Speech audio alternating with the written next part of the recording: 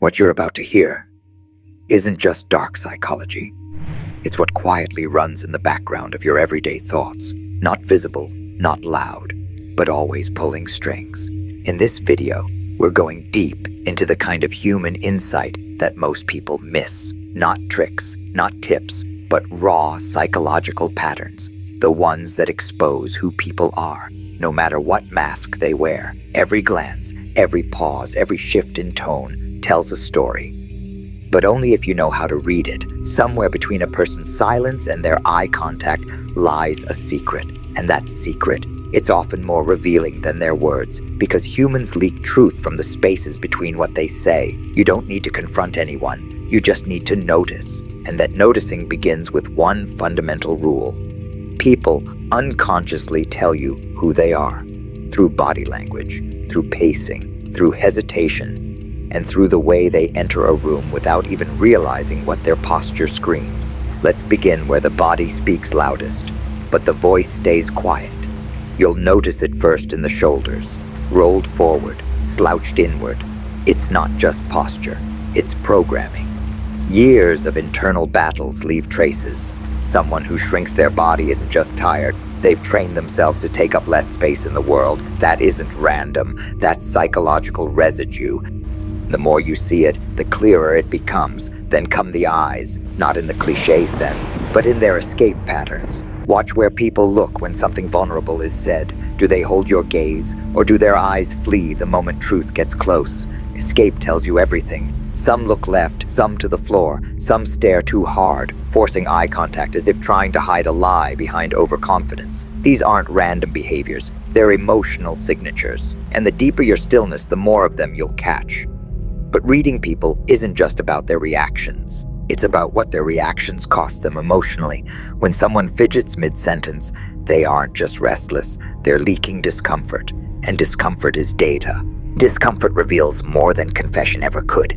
It's raw, uncontrolled. It shows up in small movements, a knee bouncing, fingers tapping, shifting weight side to side. But what you're seeing isn't meaningless. It's a signal, one that says, I don't feel safe enough to be still.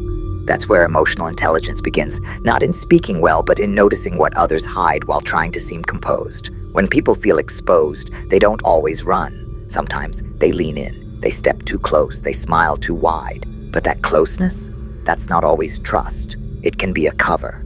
An attempt to take control of the space so you don't notice what's beneath. In dark psychology, that's called spatial intrusion masking. It's subtle, but it works. People who fear being seen often try to distract by being present, loud, friendly, warm. And that warmth, it's not always genuine. Sometimes it's strategic. Now look lower, at the feet. A person's feet will betray them faster than their words ever can. When someone's upper body leans toward you, but their feet point toward the exit, that's not connection, that's conflict. And the body always follows the mind. This is one of the most overlooked dark psychological tricks, misalignment between intention and direction. They may be talking to you, but their subconscious is already halfway out the door. And when words do come, tone is everything, not the content, the rhythm, the pauses, the pitch drops. A slight delay before speaking often signals mental exhaustion or inner resistance. A too fast answer, that's likely rehearsed. In fact, the fastest speakers often say the least, because their words are armor. They keep talking so you won't notice what they're avoiding. This is where emotional abuse often begins. Not with violence, but with manipulation masked as charm, a voice too smooth, a tone too kind. It confuses the mind while controlling the mood. These are subconscious triggers, and once you learn to hear them, they're louder than any argument. And then comes the posture. Not the dramatic kind, but the micro adjustments. A slight slump when no one's looking, a shoulder that drops mid-sentence, a chin that dips ever so slightly during confrontation. These are not just signs of insecurity, they are signs of suppressed emotion. And in dark psychological techniques, posture is rarely what it seems. It's the disguise of emotional trauma. You see someone walk into a room with their chest forward, steps heavy. It might look like confidence. But posture without alignment is just performance. People who've endured emotional abuse often build a performance around their pain, presenting strength while secretly carrying collapse. That's why emotional intelligence is not about fixing people. It's about recognizing what their body says long before their mouth does. And then there are the eyes, the only place where lies go to die. You can't mask micro-expressions forever.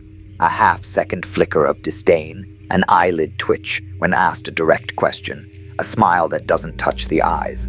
These are the moments that dark psychology catches, not by force, not by confrontation, but by quiet noticing. Facial expressions, especially when contradicting tone, tell the truest story. A voice that laughs while the eyes stay distant. That's not joy, that's a disconnect.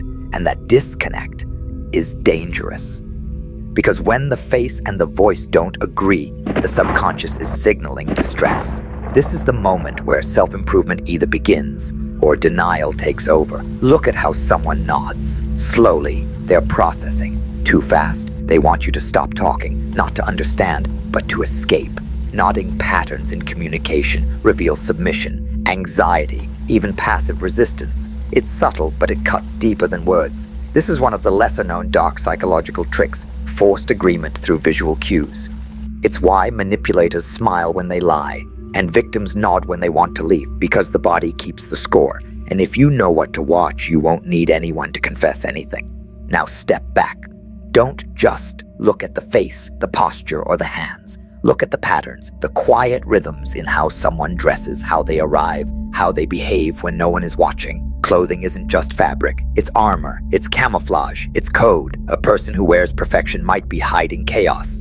And someone in disarray may simply be tired of pretending. Dark psychological techniques don't read people from a place of judgment. They decode behavior through patterns of emotional exhaustion, through the small decisions repeated under stress. And when someone arrives late, again, it's not always laziness. It's sometimes despair or mental health collapse. When someone speaks too fast, too sharp, too scripted, they might be overcompensating for the fear of being unheard. A person who avoids eye contact isn't always dishonest. Sometimes they just don't feel seen. All of these signals are part of one hidden language, and if you ignore the obvious and look between the words, you begin to hear it. This is the foundation of emotional intelligence, not just reading people, but reading what they aren't saying. That's what gives dark psychology its depth. There is no single gesture that reveals everything, no formula that unlocks a person in 10 seconds, but there are patterns, quiet ones, that speak louder than words. And when you understand those patterns, you no longer ask people what they feel.